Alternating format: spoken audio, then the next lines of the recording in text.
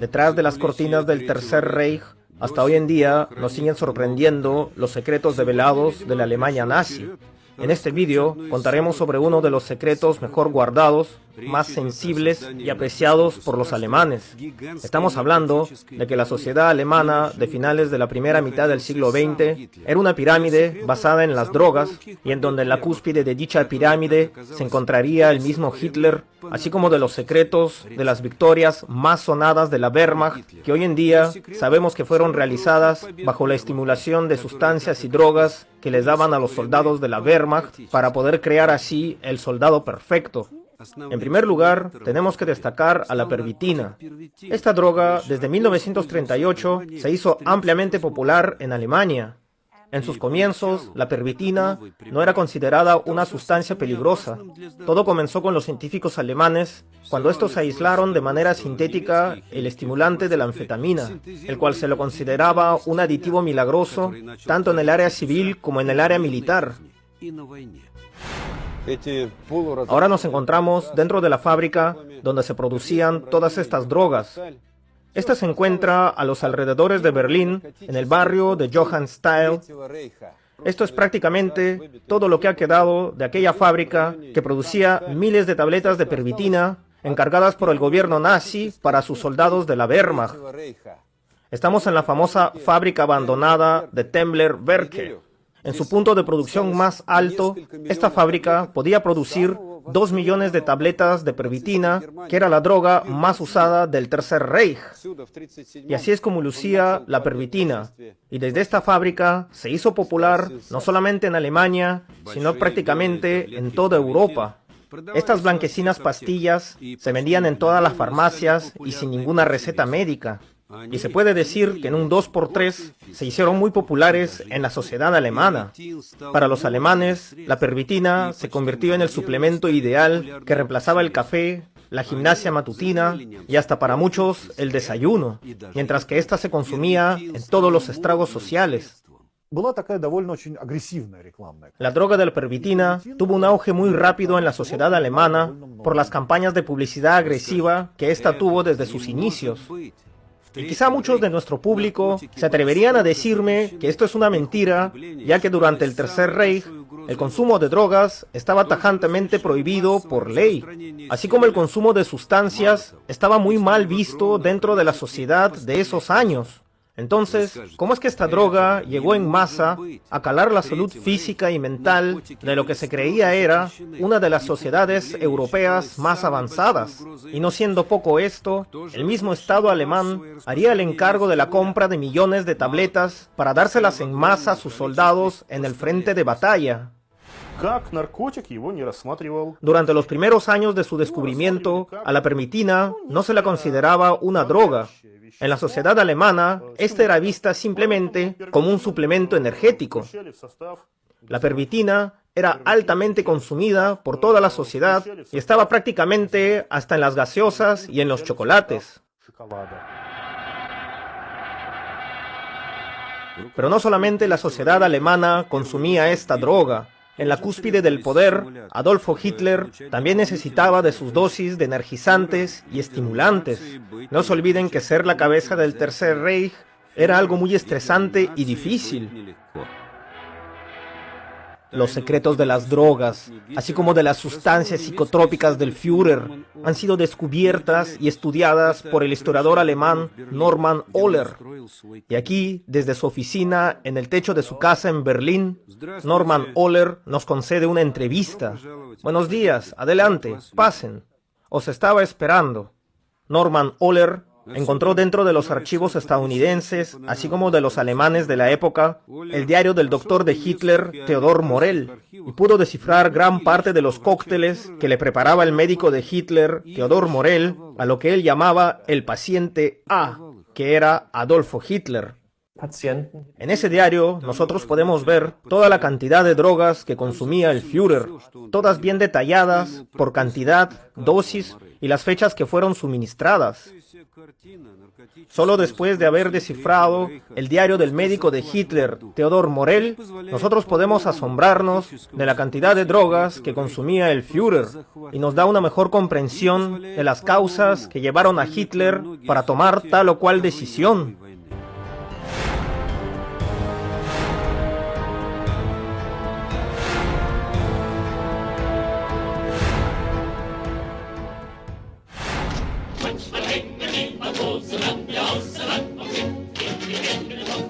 En 1938, la Alemania nazi había obtenido un auge en todos los campos y el desarrollo económico lo puede sentir toda la sociedad alemana.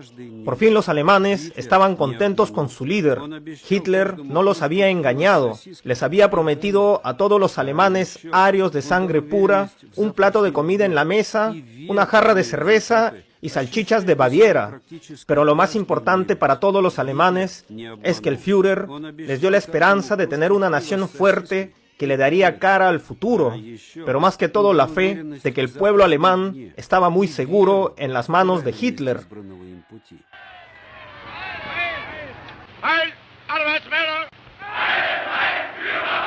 ¡Larga vida a nuestro Führer!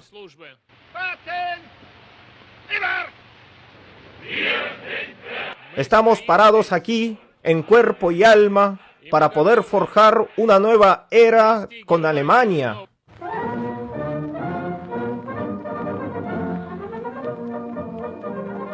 En 1938, en Alemania, empezaron a aparecer en las pastelerías unos nuevos dulces que a la vez representaban el nuevo espíritu de la época. Así es, estos chocolates estaban hechos con pervitina.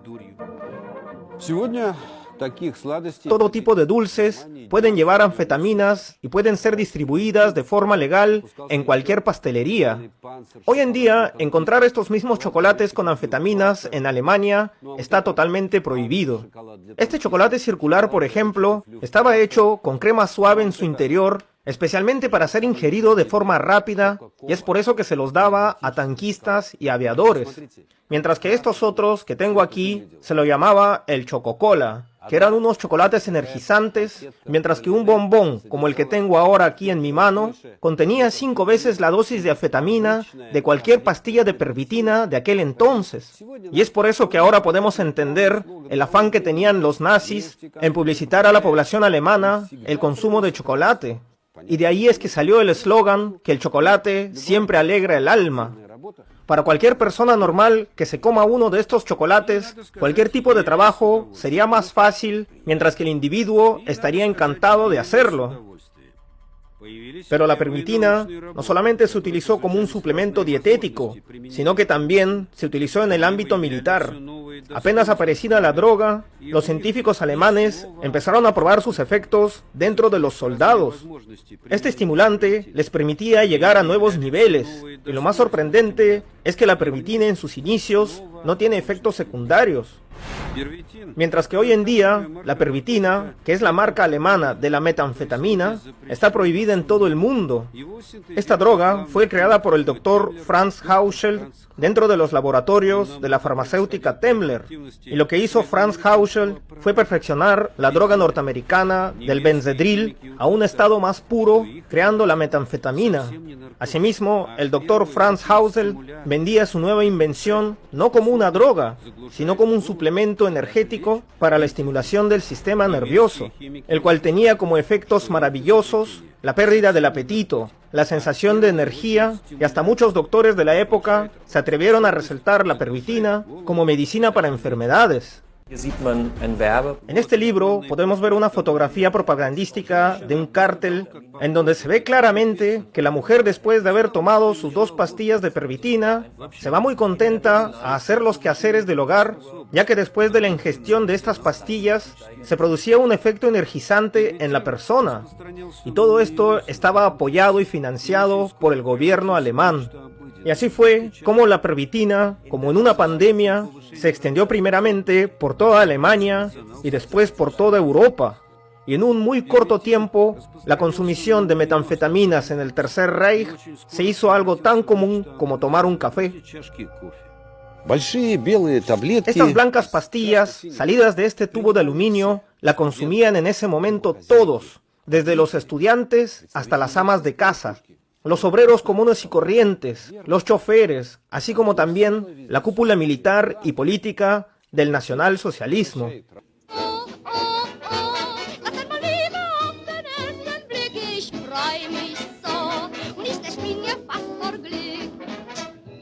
Durante la Alemania nazi, la pervitina había escalado en todos los umbrales de la sociedad.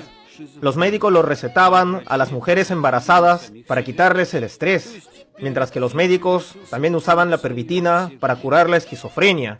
Muchos de estos usaron a la misma pervitina para curarse ellos mismos de sus enfermedades. En pocas palabras, la pervitina se había colado en todos los umbrales de la sociedad de la Alemania nazi.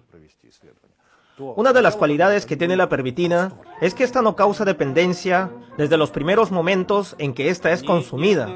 Es necesario estarla consumiendo durante un periodo largo para que el cuerpo le cree dependencia.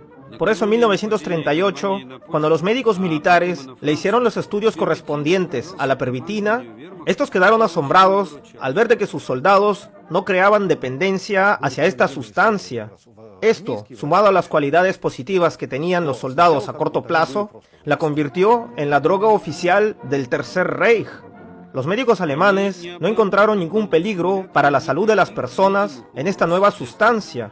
Asimismo, durante las campañas de Polonia y Francia, la pervitina jugó un papel muy importante dentro de los soldados de la Wehrmacht, quedándose para siempre dentro del reglamento de lo que los alemanes llamaban la Blitzkrieg.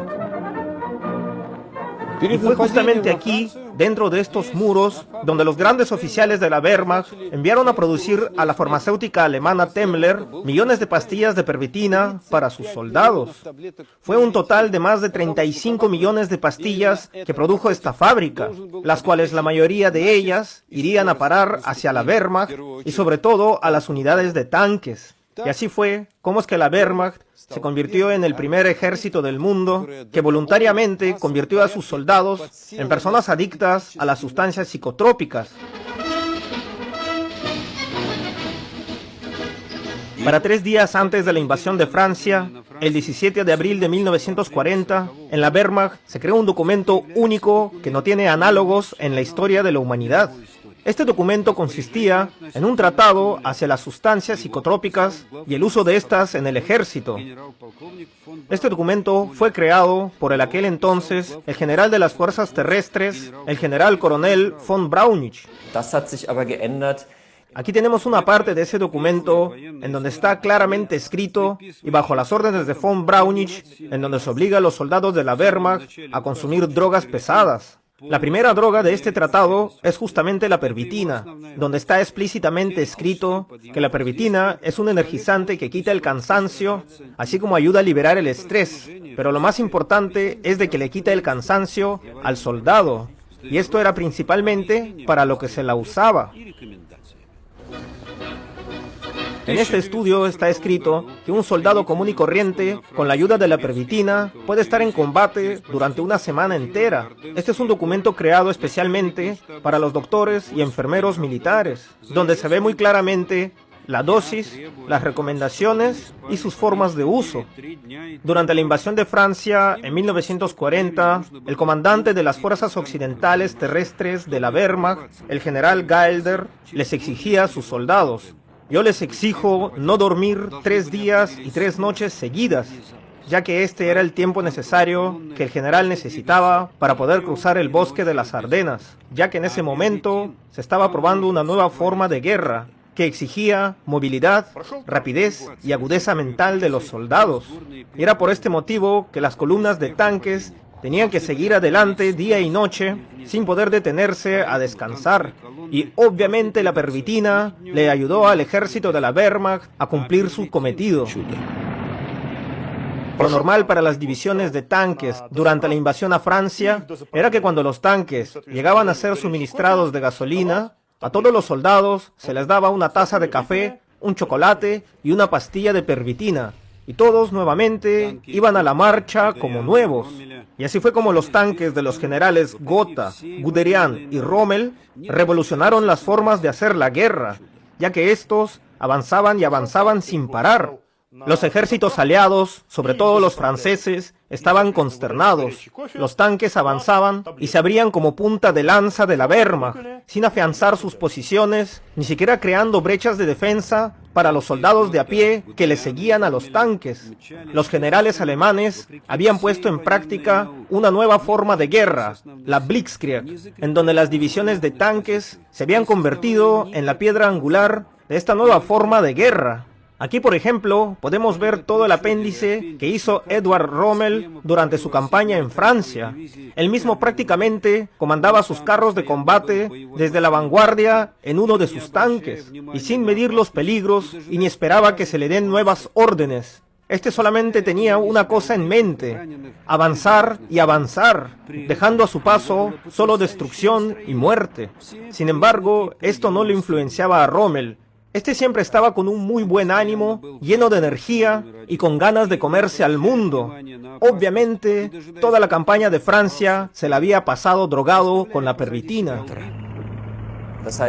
En primer lugar, la pervitina fue hecha especialmente para los tanquistas. Y de entre todas las divisiones de tanques, fueron las divisiones de Rommel las que más consumían esta droga. Así lo podemos corroborar con los documentos dejados por los doctores encargados de velar por los tanquistas de las divisiones de Rommel. Se puede decir que durante el ataque de Francia, los 3 primeros días y las 3 primeras noches, los generales Guderian y Rommel inventaron la Blitzkrieg, y fueron las 100 primeras horas las que fueron más críticas en la derrota de Francia, infringiéndole serias pérdidas a la estructura crítica del ejército francés, algo que para después se necesitarían solamente 6 semanas para doblegar por completo a la potencia francesa.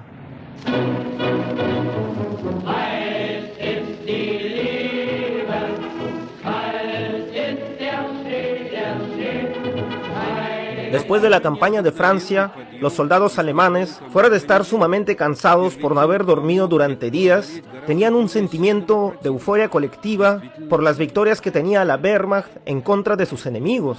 Podemos ver en los registros, en las cartas y en los diarios de los mismos soldados cómo es que estos hablaban de una euforia colectiva a causa de las victorias de la Wehrmacht en contra de sus enemigos. Y de la misma manera en que los soldados de la Wehrmacht tenían un subidón eufórico, podemos ver lo mismo en la economía alemana. Durante la Operación Barbarossa, cada ejército de la Wehrmacht había recibido más de 30 millones de pastillas de pervitina, y mientras que los soldados alemanes las consumían en el frente, la fábrica Temmler abría nuevas sucursales en diferentes ciudades del país. Hasta hoy en día, muchos médicos, psiquiatras e historiadores se siguen preguntando si los doctores alemanes de aquella época no se dieron cuenta acerca de los efectos nocivos que tenía la pervitina para el cuerpo humano. Hoy en día, los efectos nocivos de la metanfetamina es algo que se puede notar dentro de las cosas negativas de las sociedades modernas. Y no hay que ser ciego para no darse cuenta de las cualidades nocivas que tienen las drogas en el cuerpo humano. Claro que no. Nosotros creemos que la sociedad que gobernó a Alemania en los años 30 y los 40 estaba muy bien al tanto y sabían muy bien lo que sus drogas les hacían a la población. Sin embargo, necesitarían de tiempo para poder concientizar a las personas que lo que les habían recomendado era prácticamente un pase a la muerte. Y claro está, también necesitaban ese tiempo para poder recuperar toda la inversión que habían hecho en esta supuesta droga milagrosa. No olvidemos que en aquellos momentos la pervitina era tomada más que todo como un energizante y la consumían todas las personas de todos los estratos sociales. Por eso nadie se sentía culpable de ser una persona dependiente a esta sustancia. Ahora conocemos que la pervitina es un estimulante nervioso que con el tiempo causa dependencia y la destrucción de los tejidos nerviosos. El ministro de Salud de la Cancillería del Tercer Reich, Leo Conti, fue el primero en llamarle la atención al gobierno acerca de los efectos nocivos que tenía la pervitina. En febrero de 1941, este le advierte a la cúpula política del Tercer Reich acerca de los efectos nocivos que tenía la consumición en masa de la pervitina. En su carta se dirigía con las siguientes palabras: la ingestión en masa de la pervitina está poniendo en juego la salud de nuestra sociedad, así como el futuro de Alemania. Al final, la perseverancia de Leo Conti tuvo resultados, ya que para el 12 de junio de 1941, la pervitina pasó a considerársela una droga más, como cualquier opioide de la época. Así que oficialmente, desde ese momento, la pervitina ya era considerada una droga, y por ende fue prohibida su venta al público.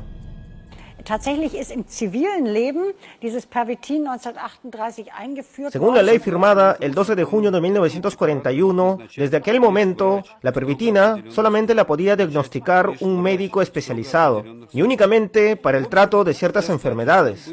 Y después de la prohibición de la pervitina para la venta de la población, es que se dieron cuenta de los efectos nocivos que esta droga tenía. Sin embargo, en el área militar, la pervitina seguiría usándosela hasta los últimos días de la Gran Guerra. En el ejército, la pervitina estaba muy generalizada dentro de los soldados de la Wehrmacht, así que prácticamente a esta nueva prohibición en contra de la pervitina, en el ejército se la pasaron por alto. Los altos generales de la Wehrmacht tenían la idea muy arraigada de que la pervitina era prácticamente la base en la que se sostenía la Blitzkrieg, así que ningún soldado y ningún oficial de la Alemania nazi de aquellos momentos tenía alguna regulación hacia la pervitina. Todo lo contrario, se la seguía consumiendo como si fueran dulces en la Navidad. En el frente oriental fue en donde llegó el auge de la consumición de la pervitina, ya que la ingesta de esta droga estaba dentro de las normas que tenían que seguir todos los soldados de la Wehrmacht. Y ya que si vemos los primeros días de la Operación Barbarossa, nosotros nos daremos cuenta que el ejército alemán estaban conquistando tierras prácticamente a 1000 por hora. Y obviamente, para mantener ese tempo, era necesario de un estimulante externo que le dé a los soldados alemanes aquella fuerza y resistencia que los generales nazis les exigían. Sin embargo, la Rasputitsa, el invierno ruso, más el temple y la ferocidad del ejército rojo pudo contener a la maquinaria bélica más fuerte de toda la historia. Y fue en los vastos territorios de la Unión Soviética donde se sepultó a la Blitzkrieg. Y fue en la Unión Soviética en donde la droga milagrosa de la pervitina fue enterrada. En el frente oriental, la pervitina ya no era de ayuda, ya que el cuerpo de los soldados alemanes fue prácticamente triturado por todos lados. Pese a tener más fuerza y energía gracias a la pervitina, los soldados de la Wehrmacht nunca pudieron doblegar a los soldados del Ejército Rojo. Obviamente, todos los oficiales y soldados de la Wehrmacht de aquel entonces querían ganar la guerra a como dé lugar, ya sea con la pervitina o sin ella, y utilizaban todos los recursos que tenían a su alcance para poder lograr su cometido. Y uno de esos recursos era explotar la vida de sus soldados al máximo, exigiéndoles que no duerman durante días. Sin embargo, en la Unión Soviética, era como si todas las tácticas que trataban de utilizar los alemanes estaban malditas, ya que todas eran infructuosas. Y aquí fue en donde para los alemanes la guerra se estancó, llevando a la Unión Soviética a una guerra de desgaste que la Alemania nazi no podía ganar, y era solo cuestión de tiempo para ver cómo caía el Tercer Reich.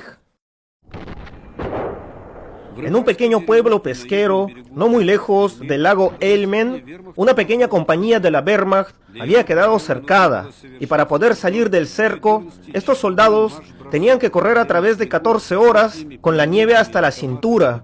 Eso sin contar que llevaban días de combates encarnizados con el Ejército Rojo. El comandante de esta compañía sabía muy bien que pedirle semejante sacrificio a sus hombres era algo totalmente sobrehumano.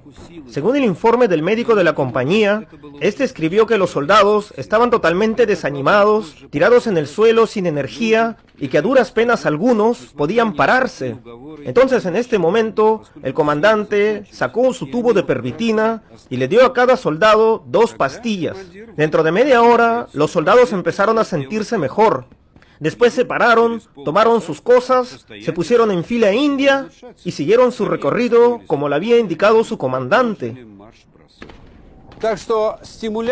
Así que tenemos un ejemplo muy claro de que el estimulante de la pervitina no solamente funcionaba muy bien para el ataque, sino también para la defensa así como también para el escape de los cercos que les hacía el Ejército Rojo. Pero pese a todo esto, nada le ayudó a la Wehrmacht a ganar la guerra. La Unión Soviética le había tendido una trampa a la Alemania nazi de una guerra de desgaste sin cuartel, el cual el Tercer Reich no podía ganar. Y lo que en un momento se consideraba la droga milagrosa de la Blitzkrieg alemana, se convirtió ahora en el soporte físico que le permitía a los soldados alemanes poder resistir el frío, así como las pésimas condiciones de vida que estos tenían en el frente. Así que los alemanes ya no atacaban más y lo único que podían hacer era contener lo máximo posible al Ejército Rojo. En este momento, para cada soldado, lo más importante era sobrevivir. A finales de 1941, apenas unos meses de haber invadido la Unión Soviética, los altos generales alemanes se dieron cuenta que le sería imposible a Alemania ganarle a la Unión Soviética. El general Galder, en una de sus reuniones que tenía con sus oficiales cercanos, les informó que la Wehrmacht se encontraba al límite de sus capacidades físicas y de recursos, y que la táctica de la Blitzkrieg, que era la de conquistar grandes territorios del enemigo usando los factores sorpresa, en la Unión Soviética había fallado. Una vez me encontré con un ex médico militar. Este señor ahora tiene más de 90 años y estuvo durante la batalla de Stalingrado. Según sus palabras, este le daba a todos los soldados la pervitina para que los soldados pudieran sobrevivir, ya que las condiciones infrahumanas en las que se desenvolvió la batalla de Stalingrado, era imposible que cualquier persona común y corriente pudiera sobrevivir ante tales condiciones.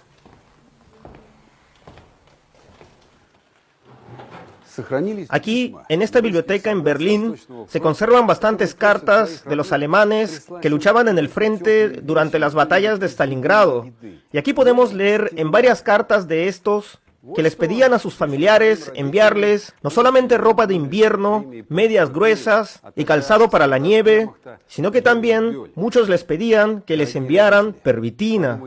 Aquí podemos ver una carta de lo que le envió el futuro laureado del Premio Nobel de Literatura, Henry Böll, cuando todavía era un soldado de la Wehrmacht. Querida familia, piensen también en enviarme un poco de pervitina. Mi padre puede utilizar el dinero que yo gané de las victorias en París. Henry Böll fue soldado raso de la Wehrmacht. Este participó en los dos frentes, primeramente en Francia en 1940 y después en la Unión Soviética, primeramente en el oeste de Ucrania, para después seguir batallando en Crimea. En aquel momento Böll estaba muy seguro de que sin las pastillas de pervitina le sería imposible poder sobrevivir la guerra.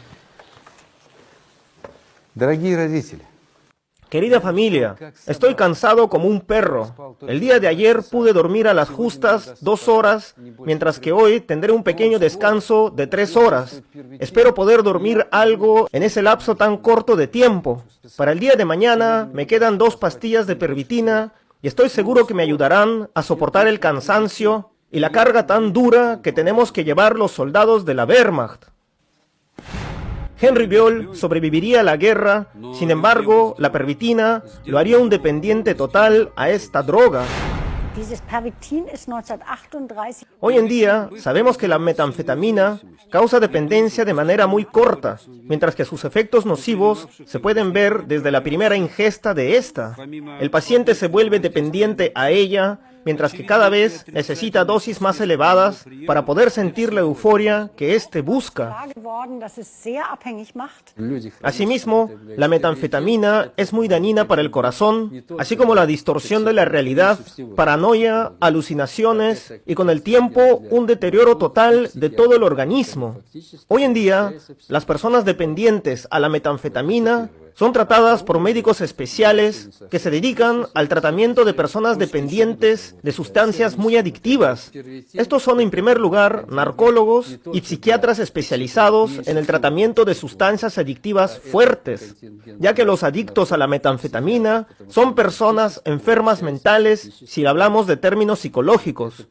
Y después del deterioro psicológico que sufre el paciente, también tenemos que recalcar el daño que hace la metanfetamina en el sistema cardíaco y el renal. En muchos casos hemos visto que se han podido salvar los riñones, sin embargo, el daño al corazón es algo irreversible y es lo primero que falla en los pacientes adictos a esta droga. Cuando la ofensiva alemana de 1941 se estancó en la Unión Soviética, el 16 de diciembre de ese año, Hitler dio una de las órdenes más absurdas de toda la guerra. Sus órdenes eran claras y explícitas: mantener sus posiciones a como dé lugar, sin contar el frío del invierno ruso y que prácticamente todo el ejército de la Wehrmacht estaba todavía con ropa de verano. El soldado alemán ario estaba hecho especialmente para el clima de Rusia. Para él, los alemanes rubios de ojos azules eran prácticamente superhombres, los cuales ningún poder terrenal podía hacerle frente. Sin embargo, la historia nos enseña que esta fue la peor orden que dio el Führer, ya que prácticamente fue una sentencia de muerte para los soldados más experimentados que tenía el Tercer Reich, ya que después del invierno de 1941, la Alemania nazi nunca más pudo reponer al ejército que había tenido en vísperas del Plan Barbarossa. Pero esto a Hitler le interesaba muy poco, ya que dentro de sus cuarteles, los grandes generales nazis, junto con el Führer, se la pasaban creando operaciones para soldados que tendrían que tener poderes paranormales para poder cumplir con órdenes totalmente descabelladas, órdenes las cuales muchos de los altos generales alemanes ponían en duda y hacían ver que el Führer no estaba dentro de sus cabales. Ahora vamos a ver una lista de las órdenes más descabelladas que hizo Hitler con su grupo de altos militares más cercanos. Durante la primavera de 1936, este edificio era una de las clínicas privadas más populares que había en Berlín, y sus clientes eran de la crema innata de las altas sociedades alemanas.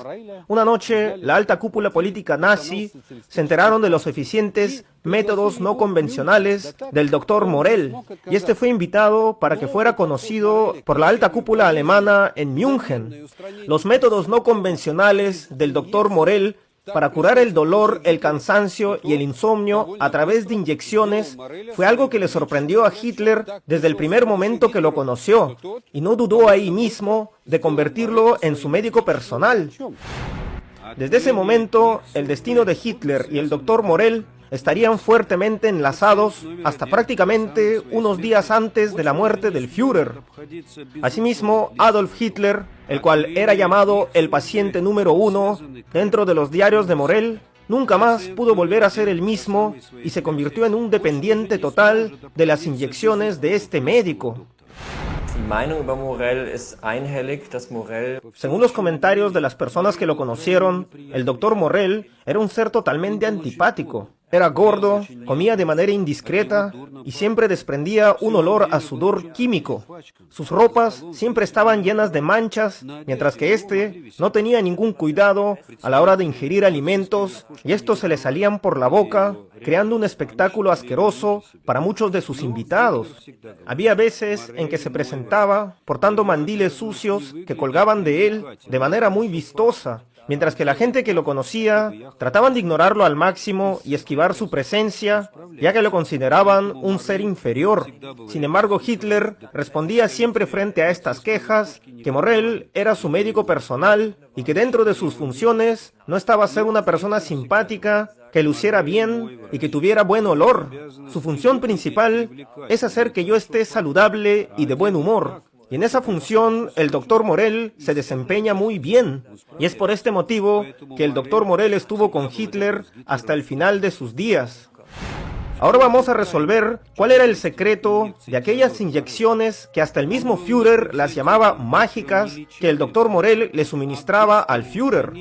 Hoy en día nosotros sabemos que el Dr. Morell era un experto no en curar enfermedades, sino simplemente en sedar los síntomas que tenía el paciente para que éste se sienta aliviado momentáneamente, al mismo tiempo que recibía una carga hormonal o de drogas muy fuerte, que como consecuencia le daba al paciente una euforia y excitación que las personas no pueden conseguir de manera normal. Y esto fue lo que convirtió al Dr. Morell en el doctor más popular de todo Berlín.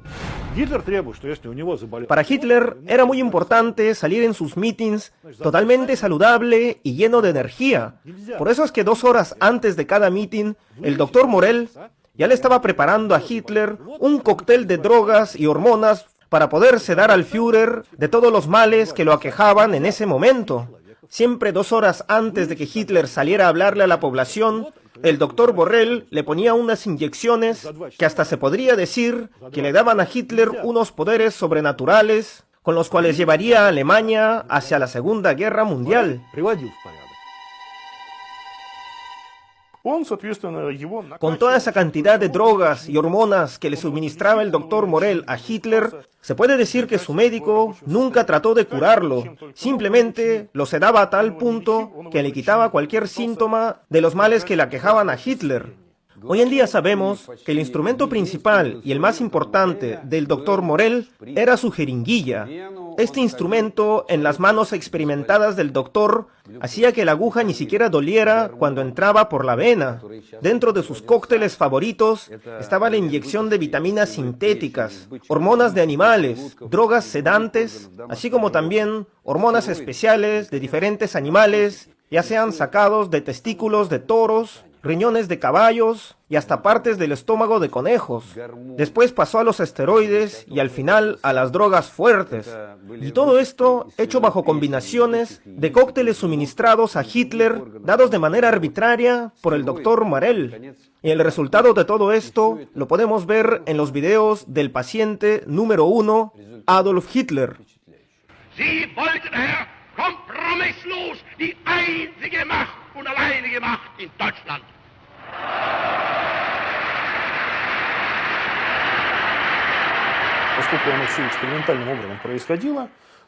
En los escritos de Morell podemos ver cómo es que él buscaba diferentes drogas, hormonas y vitaminas que el Führer necesitaba. A veces hasta después de haberle hecho alguna inyección, y si se daba cuenta de que al Führer no le hacía ningún efecto, entonces dejaba de suministrarle esa droga. Y podemos decir hoy en día que Adolf Hitler era prácticamente un conejillo de indias del doctor Morell, ya que habían días en que éste le suministraba hasta más de 20 inyecciones al día. Pero como dice el dicho, quien busca encuentra, y de tanto buscar, el doctor Morell obtuvo los resultados de cuáles eran los cócteles que más le gustaba al Führer. Y esto lo hacía únicamente el doctor Morell, ya que Hitler no permitía que ningún otro doctor se le acercara. Hoy en día podemos decir que el doctor Morell no era un doctor en sí, ya que muchas de sus prácticas contradecían la medicina de aquellas épocas. Era prácticamente un parásito que se adhirió a Hitler, mientras que éste lo mantenía sedado a tal punto de hacerle creer al Führer que su vida y su salud dependía del doctor Morell. Cuando el doctor veía que su posición privilegiada estaba siendo discutida, simplemente le aplicaba al Führer lo que más le gustaba y automáticamente Hitler ponía a su doctor en su posición privilegiada. Y es por este motivo que nadie pudo sacar a Morell del círculo cercano del Führer. No olvidemos que los médicos de aquel entonces recetaban pastillas, mientras que el doctor Morell se iba directamente a la vena, algo que producía 10 veces el efecto que las pastillas comunes y corrientes. Para el doctor Morell le era suficiente hacerle 2 o 3 inyecciones a su paciente para que éste esté feliz y tenga un muy buen ánimo todo el día. Y a Hitler este método le cayó como anillo al dedo. Todos sabemos que Hitler era vegetariano. Sin embargo, en vísperas de su muerte, en 1945, se podría decir que el Führer tenía más cantidad de hormonas animales y esteroides que cualquier animal carnívoro de la sabana africana. Hasta en una ocasión, el Führer le dijo a su doctor que su sangre estaba tan cuajada que se podría preparar una morcilla de ella. Durante la Alemania nazi, la maquinaria de propaganda de esta hacía ver a Hitler como alguien superior que mantenía una vida sobria, lejos del alcohol y del tabaco, el cual el mismo Hitler se jactaba de haber tomado esta decisión especialmente para poder cumplir con unas metas superiores y entregar su vida totalmente a Alemania. Y este mito del superhombre era el que hacía a Hitler la piedra angular de la sociedad de la Alemania nazi. Al mismo tiempo, el doctor Morell Le ayudaba a Hitler a estar en forma para que la propaganda nazi siguiera alimentando el mito del superhombre de Hitler. Por eso es que hoy en día podemos ver que las salidas que tenía Hitler al público, este se mostraba siempre muy enérgico, muy positivo, e inspiraba a las masas a seguirlo en todas sus campañas. Y es aquí donde Hitler toma otras de las decisiones más extrañas hechas durante la Segunda Guerra Mundial. Ya que para el 24 de junio de 1941, Hitler decide cambiar su localización hacia la parte este de la Prusia Oriental. Y es así como Hitler se muda hacia un bosque empantanado, no muy lejos de la ciudad de Rostenburg, en la Prusia Oriental. En las paredes de estas ruinas se ven las cicatrices dejadas por grandes explosiones. Estos son los restos que quedaron del famoso búnker de Hitler, más conocido como la guarida del lobo. Desde este punto de la tierra, el Führer lo quería convertir en su centro de comando, del cual daría órdenes para poder cambiar el destino de los pueblos. Este sitio fue escogido especialmente por él para dirigir desde aquí la Operación Barbarossa.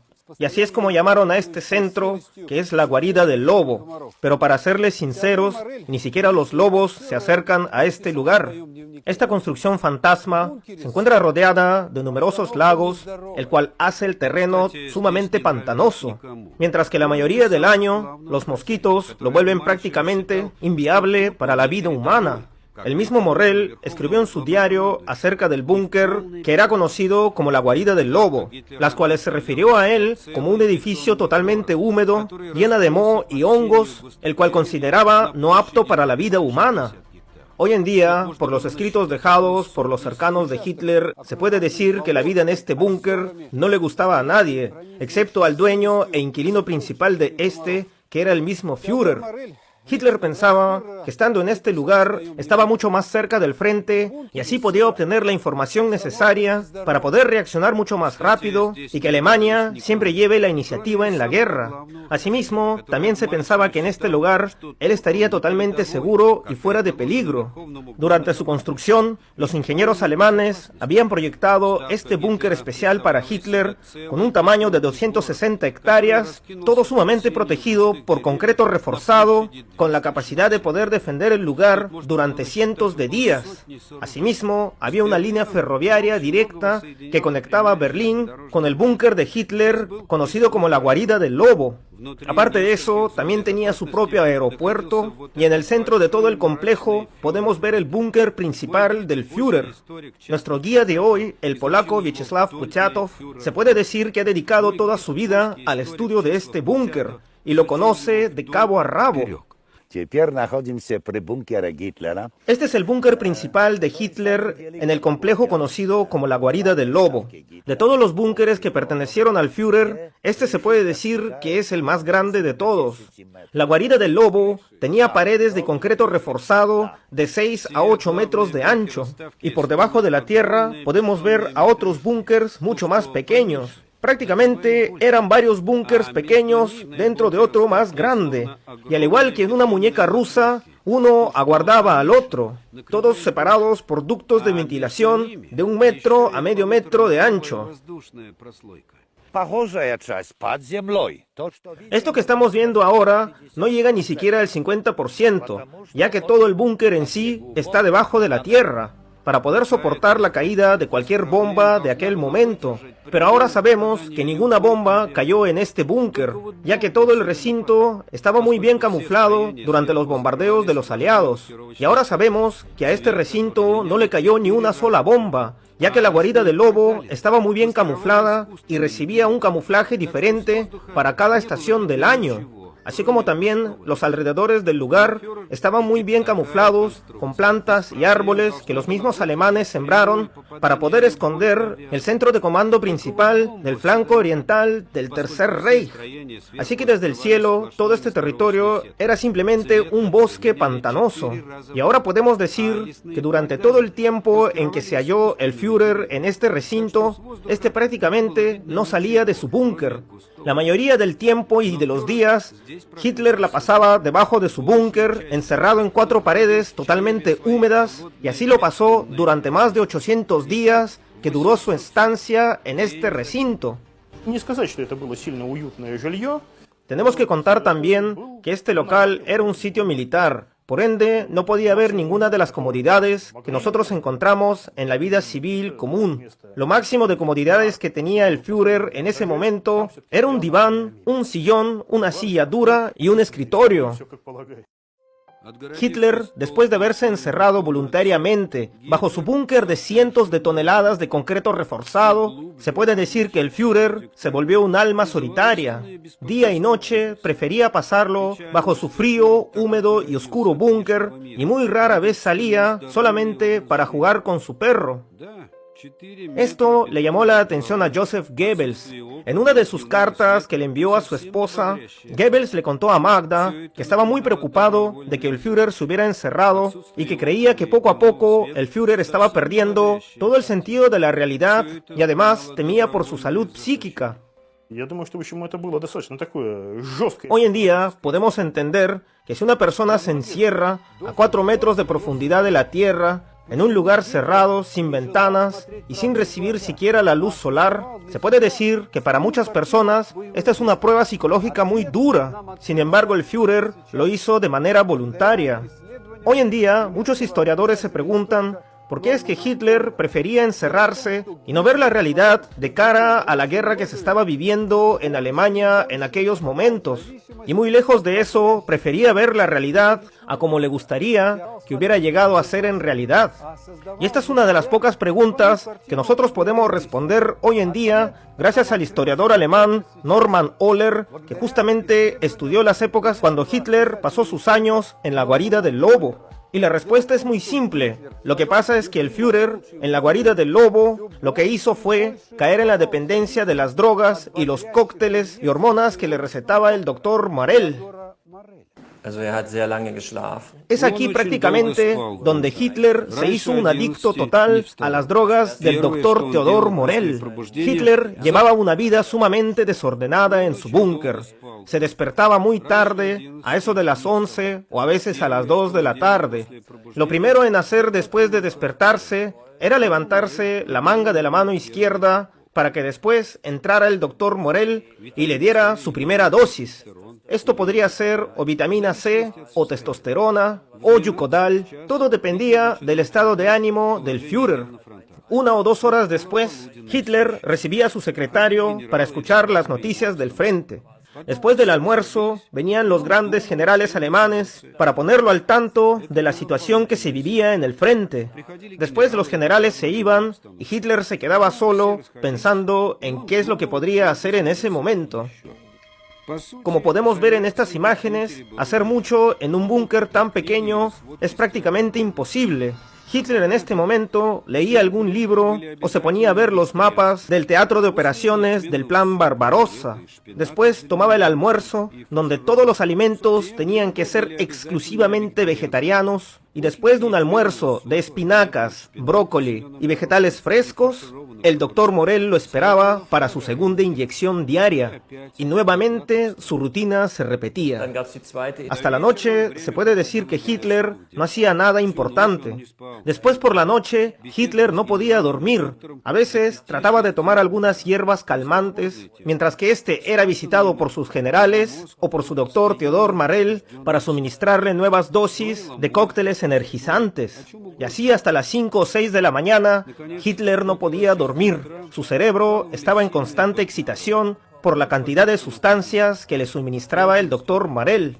Durante estos lapsos, a Hitler le gustaba hablar de todo. Hablaba de moda, de arquitectura, de música, y al final del día, a las 6 o 7 de la mañana, el doctor Morell le suministraba a Hitler una fuerte dosis de barbitúricos que lo mandaban prácticamente a dormir en coma. Y así el Führer podía dormir hasta las 12, 1 o 2 de la tarde. Y así, día tras día, durante más de 800 días, Hitler tuvo esta rutina, que fue la que prácticamente le quitó 10 años de su vida en tan solo un par de años. Gracias a estas drogas, Hitler pudo refugiarse en un mundo totalmente ajeno a la realidad. Y por esto, en primer lugar, siempre estaba totalmente agradecido con su médico personal. Ahora podemos decir que durante prácticamente toda la guerra, el doctor Morell le suministraba a Hitler toda clase de drogas, esteroides y sustancias. Y podemos decir también que gracias al consumo descontrolado que tenía Hitler de estos cócteles de su doctor, fue que en 1945 la salud del Führer se había deteriorado hasta tal punto que podemos decir que su organismo vivía los últimos tiempos de su vida, ya que las sustancias habían quemado prácticamente todos los años de vida que le quedaba al organismo. Y todos los privilegios que tenía el doctor Morell, él no los pasaría por alto, ya que decidió, a puestas de su condición política, enriquecerse personalmente con la ayuda del Führer. Con la ayuda del mismo Hitler, convirtió una pequeña fábrica de la ciudad checa de Olomouce en su farmacéutica personal, a cual llamaría Hammer. Esta farmacéutica después vendería para el pueblo alemán millones de tabletas de vitaminas combinadas con hormonas de animales. Estas hormonas se las sacaban directamente de los animales. Podemos decir que el mejor ganado bovino del Tercer Reich fue a terminar en la farmacéutica del doctor Morell, y no importaba de dónde se sacaran aquellas hormonas animales, ya sean de los intestinos, el hígado, los testículos, los riñones o el corazón. Solamente para satisfacer las necesidades de la farmacéutica del doctor Morell, se le trajo toda la producción de 18 granjas de ganado bovino desde el oeste de Ucrania. Y todo esto para la producción de más de 10.000 ampolletas, las cuales le traían al doctor Morell ganancias económicas extraordinarias. La comunidad médica alemana de aquel entonces miraba todo lo que hacía el doctor Morell de reojo, ya que ningún doctor de la época se atrevía a hacer tremenda barrabasada que hacía el doctor Morell. Se había pasado absolutamente todos los códigos de seguridad que dictaba la medicina de aquellos tiempos, ya que prácticamente tenía carta blanca para hacer lo que quisiera. Y esto causó que muchos médicos se preguntasen de que si era realmente el doctor Morell un doctor profesional o simplemente un charlatán. Y muchos se cuestionaban de qué era lo que le suministraba al Führer todos los días. Sin embargo, fuera de todo eso, el doctor Morell no era ningún charlatán. Él fue un médico académico totalmente clásico alemán de la época, al cual le soltaron las manos y le dieron carta blanca para hacer todo tipo de experimentos con el Führer. Y simplemente hizo lo que le ordenaron. Dentro de unos meses, el doctor Morell se había hecho con tanta cantidad de órganos de animales que la producción de su farmacéutica no alcanzaba a llenar todas las ámpulas con todas las hormonas animales que tenía. Así que al doctor Morell se le ocurrió la idea de saltar todos los códigos de seguridad que le exigía la medicina de aquella época para poder vender sus ampolletas mucho más rápido, ya que el doctor se quería enriquecer lo máximo posible antes de que acabara la guerra. Morells Antwort war: ich teste die Medikamente an Hitler. Lo que hacía el doctor Morell, en primer lugar, era experimentar sus cócteles y combinaciones, primeramente con el paciente número 1, el cual era Adolfo Hitler, y después veía los efectos que sus drogas surtían en el Führer, y en base a esto, mandaba producir tal o cual vitamina o estimulante que eran los que más efectos tenían en Hitler, ya que el doctor estaba seguro de que si al Führer le gustaban sus cócteles, le daría carta blanca para poder vender sus sustancias en todo el Reich. Una decisión tan idiota como esta solamente pudo habérsela concedido durante la Alemania nazi, y esto tanto como para Hitler como para Morell se convirtió en un hecho, y el hecho era en que el mismo Hitler voluntariamente se ofreció a ser su conejillo de indias del doctor Morell. El 28 de junio de 1943 fue uno de los días más estresantes en la guarida del lobo. El ejército rojo estaba ganando la batalla de Kursk, al mismo tiempo que los aliados habían desembarcado en Sicilia. Y con esto Italia ya se tambaleaba al borde de la capitulación. Después de enterarse de esto, Hitler se volvió prácticamente loco, a la vez que tildó a sus aliados italianos como traidores. Y fue tanta la rabia de que a vísperas de la reunión que iba a tener con Mussolini, su barriga se le infló de gases y tuvo fuertes cólicos que le impedían hasta poder pararse. Y fue a partir de 1943 que la salud del Führer empezaba a empeorar. Entonces, a causa de esto, fue que el doctor Morell empezó a inyectarle Yucodal. El Yokodal es una medicina que se usa para quitar el dolor, pero hoy en día el consumo humano de este medicamento está totalmente prohibido, ya que hoy en día el Yokodal es considerado una sustancia narcótica muy fuerte. Esta droga es 2 veces mucho más fuerte que la morfina, y otro de sus efectos es de que causa una euforia repentina y desbordante. Al mismo tiempo que la dependencia a este fármaco, el paciente la desarrolla después de la tercera ingesta de esta sustancia. Y aquí es en donde el Führer se hizo un adicto al Yokodal. Esta droga, desde el comienzo, le encantó a Hitler, ya que no solamente le quitaba el dolor, sino que lo ponía eufórico de una manera muy positiva y siempre muy enérgico. Podemos decir ahora que a partir de 1943, el paciente número 1 del Dr. Morell se encontraba lleno de energía, buen humor y lleno de vida. A partir de entonces, las noticias negativas que le llegaban al Führer del frente ya no le preocupaban mucho y este las asimilaba de manera muy positiva. Hasta hoy en día, el Yokodal se sigue comercializando en los Estados Unidos de manera ilegal y su popularidad crece con los años. Y el Yokodal era la droga favorita del Führer. Pero esto sucedería después. En aquella reunión que Hitler tuvo con su aliado Mussolini, Hitler estuvo persuadiéndolo durante 3 horas para que Mussolini no abandone la guerra, y se puede decir que prácticamente lo convenció de que ellos dos serían los que dominarían al mundo. Y así fue como Mussolini, convencido por la grandeza que le había prometido Hitler, aceptó continuar en la guerra como aliado de Alemania. Esa noche, el doctor Theodor Morell escribiría en su diario: «Ha sido un día glorioso para el Führer, y este mismo me ha encomendado la victoria, ya que según sus palabras, todo me lo debían a mí».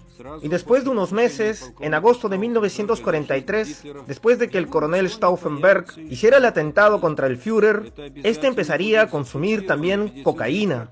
Y todas estas sustancias, el doctor Morell las escribiría muy tediosamente, como cualquier médico alemán de la época, dentro de la tarjeta médica personal del paciente A, el cual día a día se hundía cada vez más en la drogadicción y en la dependencia a las sustancias del Dr. Morell.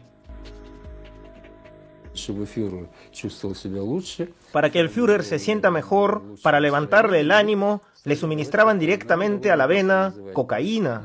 Y todos conocemos hoy en día que la cocaína tiene un nivel de dependencia muy alto. A la vez, todos somos conscientes de los efectos nocivos de esta droga, tanto para el sistema nervioso como para el resto de los órganos del cuerpo.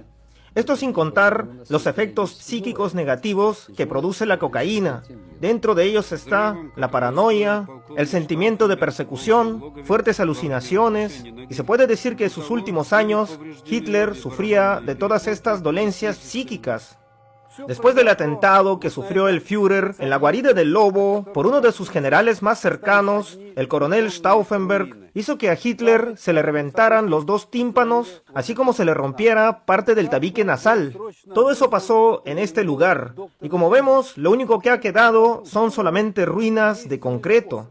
Y aquí también podemos ver un monumento hecho para recordar que aquí el Führer tuvo un atentado que casi termina con su vida.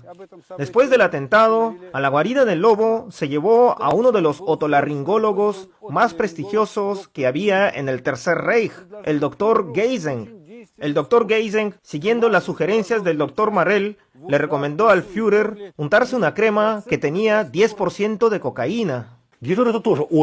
La cocaína también le encantó al Führer, ya que le hacía cambiar de ánimo instantáneamente.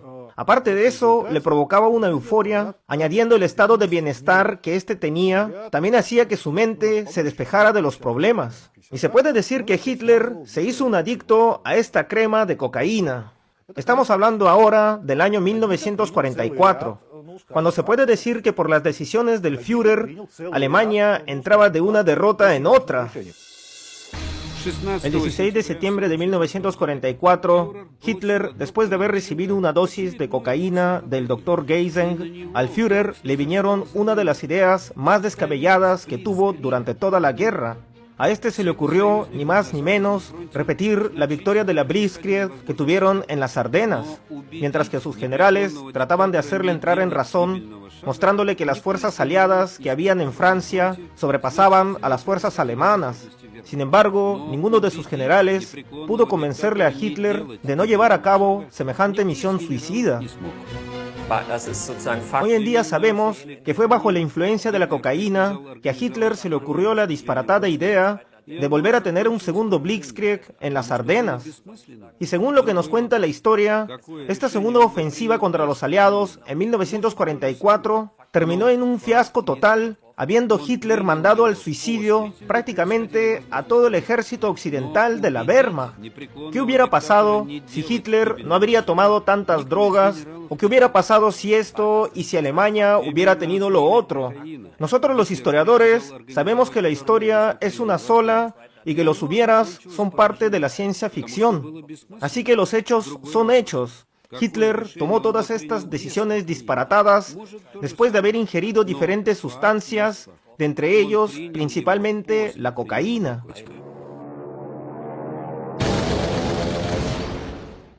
La segunda contraofensiva de las Ardenas en el año 44 terminó en un fiasco total, causada por decisiones hechas más por unos aventuristas en vez de aquellos grandes generales que en 1940 crearon la Blitzkrieg e invadieron Francia.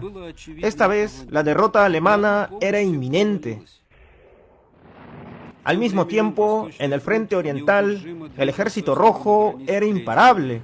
Las fronteras del Tercer Reich se acortaban y Hitler, en su desesperación, trataba de encontrar esa nueva droga mágica que le haría tomar las decisiones más oportunas para poder ganar la guerra, así como también darle a los soldados alemanes ese estímulo y energía vital necesarios para poderle ganar al enemigo. Así que se mandó a hacer el estudio de diferentes sustancias y drogas psicotrópicas entre los prisioneros de los campos de concentración nazis. El primer campo de concentración en el cual se comenzaron a hacer estudios de la influencia de diferentes sustancias en el cuerpo humano de los prisioneros fue en el campo de concentración nazi de Sachsenhausen. Este campo fue creado en 1936 bajo las órdenes de Himmler y fue en este campo en donde se pusieron a prueba todos los métodos a seguir para esclavizar al ser humano y volverlo prácticamente una máquina al servicio del Tercer Reich. Irónicamente, en esta puerta dice, el trabajo te libera. Estas palabras, para muchos prisioneros que sobrevivieron el campo de concentración, son sinónimos de la muerte y la esclavitud. Y ahora podemos decir que sí, en estos campos de concentración había mucho trabajo, un trabajo pesado, literalmente hasta la muerte. Pero de lo que no podemos afirmar es que alguien se haya liberado de estos campos de concentración. La mayoría de los prisioneros que cayeron en los campos de concentración como este eran asesinados, número 1, a través del hambre y número 2, a través del trabajo extremo. Y podemos decir que las personas que llegaban a este campo ni se imaginaban de la muerte tan espantosa que les efectuarían los criminales nazis. Ahora vamos a ver cuáles eran los experimentos secretos que les hacían los doctores nazis a los prisioneros traídos al campo de concentración de Sachsenhausen.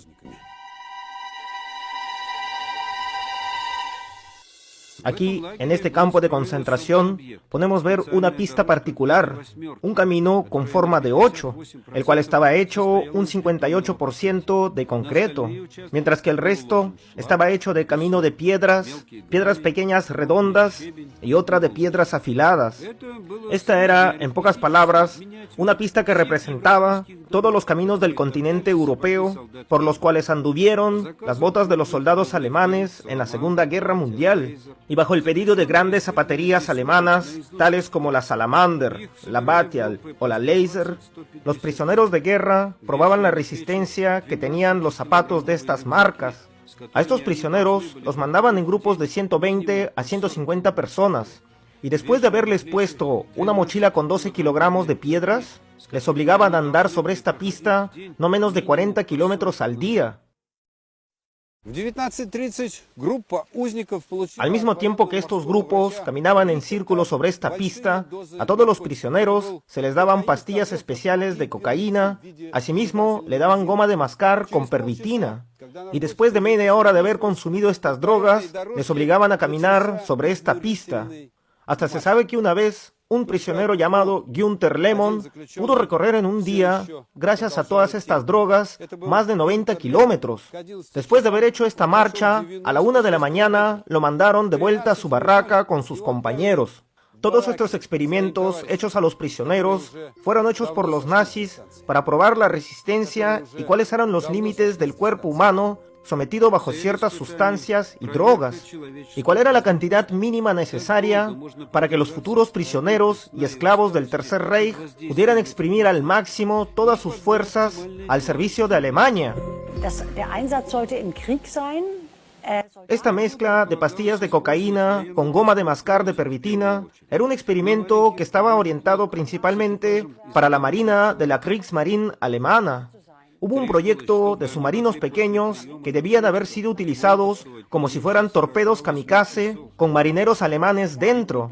Los marineros alemanes, después de haber entrado en estos mini submarinos torpedos kamikaze, debían de conducirlos hasta su objetivo por no menos de 40 horas hasta encontrar al enemigo y después detonar el submarino torpedo, cometiendo al mismo tiempo un acto de suicidio. De vuelta al campo de concentración, todos los prisioneros que participaban en este experimento, tanto por las noches como en el día, no podían dormir, mientras que acercada la noche, los doctores alemanes nuevamente les suministraban su dosis de pervitina y de cocaína, y todos volvían nuevamente a la marcha, y así día y noche durante 3 días, mientras que al cuarto día los prisioneros eran mandados a sus barracas y eran relevados por otro grupo de prisioneros. Y nuevamente todos los prisioneros totalmente drogados eran enviados a marchar. Y como resultado del experimento, todos los prisioneros al final pudieron sobrepasar el límite de la marcha de 90 kilómetros al día, mientras que el doctor Richer estaba más que contento por los resultados de su experimento. Todos los protocolos y los detalles de los resultados de este experimento fueron encontrados en la ciudad alemana de Freyt después de la guerra, ya que allí se encontraba el almacén de archivos de todo el Tercer Reich, mientras que en los campos de concentración, por ejemplo como en Sachsenhausen, todos los documentos y los archivos fueron quemados por las SS. Sin embargo, en Freiburg, estos fueron conservados. Los nazis, apenas haber obtenido los resultados de este experimento, empezaron a utilizar la nueva combinación de drogas en su ejército. Esta nueva combinación superpotente de drogas entre el Yukodal, la pervitina y la cocaína se usó primeramente en el proyecto secreto del mini submarino torpedo kamikaze, conocido como Jaykut. Este submarino llevaba una tripulación de máximo de 2 tripulantes. El propósito de estos mini submarinos torpedos era la de encontrar los convoy de barcos británicos o soviéticos y después de haberlos encontrado, detonar la carga con la tripulación dentro, ya que una vez cerrados estos submarinos, ya nadie más podía abrirlos. Al comienzo, los soldados alemanes que participaron en este proyecto empezaron a tener alucinaciones, paranoia y algunos hasta delirio, como reacción a la mezcla de las drogas potentes que se les había suministrado. Según los informes encontrados, algunos marinos dijeron haber visto sirenas bajo el agua, mientras que otros confirmaron el avistamiento de monstruos marinos. Este fue prácticamente el último experimento que se hizo con drogas potentes en la Alemania nazi. La combinación del Yukodal con la cocaína y la pervitina era prácticamente un cóctel sumamente tóxico que destruía los sistemas del cuerpo con gran rapidez. Y ahora sabemos que los marineros alemanes que participaron en este experimento sobrevivieron durante no mucho tiempo a las secuelas que le dejaron estas drogas tan potentes. Imagínese estar bajo el agua en uno de esos submarinos kamikaze.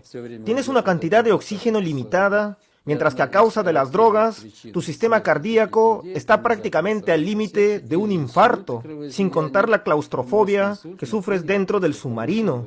Todas las personas que participaron en este proyecto Murieron ya sea por un infarto, por un derrame cerebral causado por la presión sanguínea tan fuerte a causa de las drogas.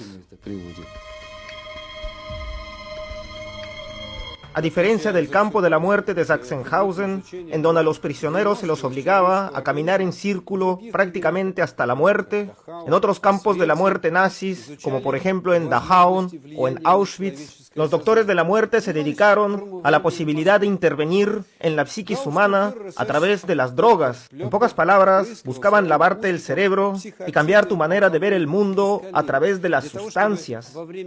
Aquí, en estas instalaciones, el doctor Plütner buscaba la manera de cambiar la mentalidad de sus prisioneros a través de la mescalina. Buscaba la manera de encontrar que una persona dijera la verdad a través del uso de drogas. Lo que hacía era primeramente llevar a la persona a un estado psicológico límite a través del estrés y el amenazamiento, para una vez después suministrarle la droga y ver cómo éste reaccionaba. Y sorprendentemente, los experimentos del doctor tuvieron éxito. Después de haberle suministrado la mescalina, los prisioneros entraban en trance y les contaban toda la verdad a sus verdugos. Hasta muchos les contaban sus fantasías sexuales más profundas. Después de la guerra, los estudios del Dr. Plütner fueron perfeccionados por los estadounidenses, ya que el campo de concentración en donde trabajaba el doctor fue tomado por los estadounidenses, y estos se llevaron los estudios del doctor y hasta el mismo doctor para trabajar para los estadounidenses. Este proyecto, una vez llevado a Estados Unidos, fue perfeccionado bajo el nombre del Proyecto Charles, y esta metodología, que fue utilizada a servicios del Tercer Reich, después fue utilizada en contra de los alemanes para poder sacarles lo máximo de información. Asimismo, también fue utilizada durante la Guerra Fría para sacarles información a los espías soviéticos. Pero esto ya es otra historia, pero que tiene su base en los estudios realizados con drogas que se hicieron durante el Tercer Reich. En lo que concierne a la pervitina, esta se hizo muy popular en prácticamente todo el mundo. El compuesto activo de la pervitina es la metanfetamina, y aunque hoy en día esta sustancia está prohibida, nadie puede negar que esta ha sido la droga favorita de las discotecas durante la segunda mitad del siglo XX. Y hoy en día podemos ver miles de personas dependientes a esta droga psicotrópica. En Estados Unidos actualmente hay un problema de salud en muchas ciudades grandes que ya todo el mundo conoce.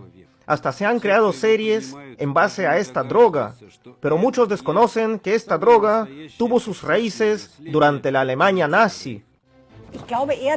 Lo que nos dice la historia es de que la producción de drogas durante el Tercer Reich aumentó considerablemente en los últimos años de la Segunda Guerra Mundial, algo que nos dice que el soldado alemán ya no estaba inspirado en luchar por Alemania, sino que su motor de vida se había convertido en la droga de la pervitina, que era la que le impulsaba a seguir luchando.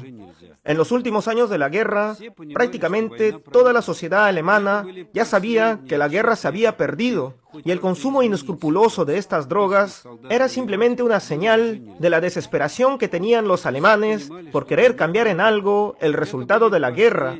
Era prácticamente los últimos chapotazos del ahogado. En estas imágenes vemos el último cumpleaños del Führer, y podemos decir que hasta en este punto él creía que algún milagro salvaría a Alemania y cambiaría el rumbo de la guerra. Un milagro que detenga al ejército rojo y que le dé la victoria en la guerra. Sin embargo, hasta el 20 de abril de 1945, sucedió para el Führer todo lo contrario. Milagrosamente, las drogas en el búnker del Führer simplemente se acabaron. Ese día, Hitler pasaría su cumpleaños sin consumir ninguna droga. Ese día, el Führer comenzó a tener ataques de ira, y el primero que tenía en la lista, a causa de su rabia, era el doctor Marel, el cual le suministró lo primero que encontró a la mano, una dosis de cafeína para poder tranquilizar al paciente A. Sin embargo, este, disconforme con los resultados obtenidos, despidió a su doctor, ordenándole nunca contar que él había sido su paciente. Y según las palabras de la secretaria de Hitler, ese día, el pequeño y gordito doctor Marel salió de la oficina del Führer llorando para nunca más volver. El doctor Theodor Marel fue atrapado por los estadounidenses en la ciudad de Bavaria en 1945 y después de esto fue enviado a un campo de prisioneros. Durante sus interrogatorios, este prefería guardar silencio, hacía muecas o balbuceaba frases sin sentido, diciendo legiblemente las únicas palabras de cómo quisiera que yo no fuera yo.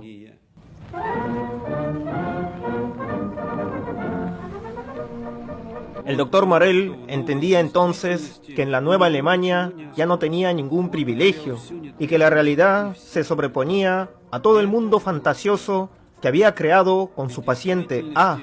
Al doctor se le embargaron sus bienes, su farmacéutica y todo su dinero. Para el doctor Marel, esto fue el fin. El doctor Marel, más que médico, era un excelente financista. Todo su dinero lo tenía muy detalladamente contado, al mismo tiempo que nunca perdía la oportunidad de poder hacer más dinero. Y la confiscación de sus riquezas para él significó un golpe muy fuerte.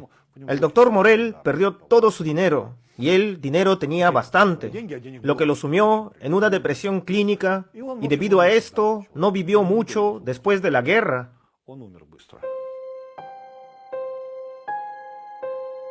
Después de 2 años de mantenerlo prisionero, el doctor Marel fue liberado y después de un tiempo, este fue encontrado como un vagabundo al que le quedaban pocos días de vida. Él fue encontrado por una enfermera, la que le salvó su vida. Y tenemos que recalcar que la enfermera que le salvó su vida era una judía. Esta enfermera lo encontró semimuerto y lo llevó al hospital más cercano para darle primeros auxilios. Después, en mayo de 1948, el doctor Marel murió en ese mismo hospital. Según la versión del mismo Marel, durante su estadía como prisionero con los estadounidenses, este fue torturado por ellos, pero pruebas de este hecho nosotros no tenemos. Pero según su historia clínica, el doctor Marel sufría de insuficiencia cardíaca y prácticamente toda su vida él sufrió del corazón.